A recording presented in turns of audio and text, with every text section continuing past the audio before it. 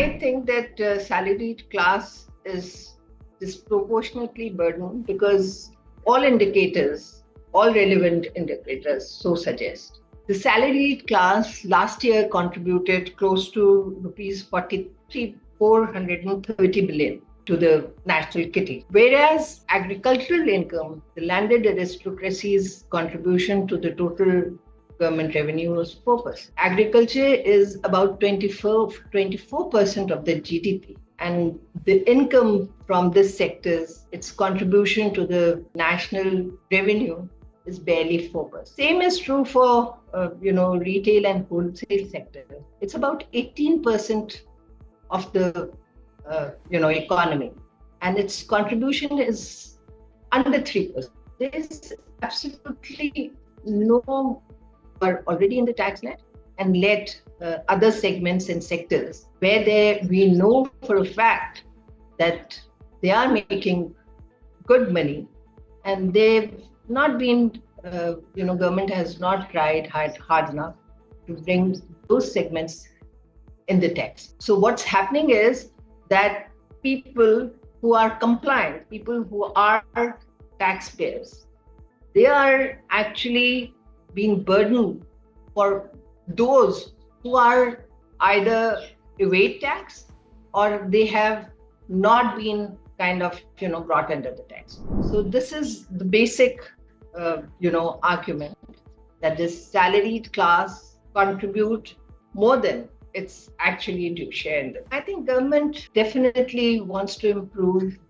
revenue collection because under the IMF program, it has committed to it. But then, the issue is that where this additional money is going to come from. I think the very fact that they've kind of not tried hard enough to tax the segments and sectors which have so far not been in the, tax net means that they don't really want to do that. And the reason why they don't want to do that is very obvious. These are the segments and sectors who are either they've been able to approach, legislators and the government to let them be outside the tax net, or they're the ones who are there in the parliament themselves.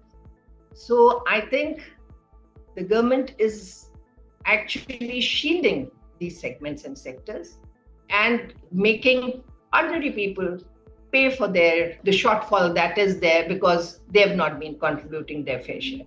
I think it's been very, very unfair to expect people who are on, just below the poverty line or on the verge and who have not been able, who are they can't really afford sustaining their own families to contribute to the government. And the government to expect them to contribute to the national kitty when they can't really afford their own very basic. So I think that this is unfair and this is unjustified, and government must revisit tax regime and its policies to be more realistic. I think there's another point that I would like to make here, that I think the focus totally on revenue collection in an economy which is shrinking is also not very wise. I think it's also absolutely necessary for the government to assess its part, how far the government has been delivering on its promises to the citizen. So the quality of governance, the quality of delivery of services, that is also extremely important. I feel that focus has been solely on the revenue collection. Revenue collection is, yes, it's important and it's one side of the story. The other side of the story is, whatever people are contributing, had they been getting, services that they expect of the government, then maybe there would have been this much resistance. So I think that policies are not very apt. Government needs to make it more progressive. And at the same time, they also need to focus on the quality of the services that people expect them to deliver.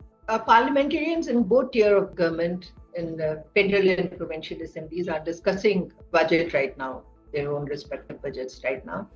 I think it would be nice if they kind of look at the flaws and try to address those flaws as much as they can. I think it would kind of revive confidence of people on parliamentarians and also on the system. If they fail to do that, I think it wouldn't be people already are alienated and they'll get even more alienated, which is not good for the government, which is not good for the system. I think it's extremely important that the aspirations of people are kind of affected in the parliamentary discussions that are going on right now.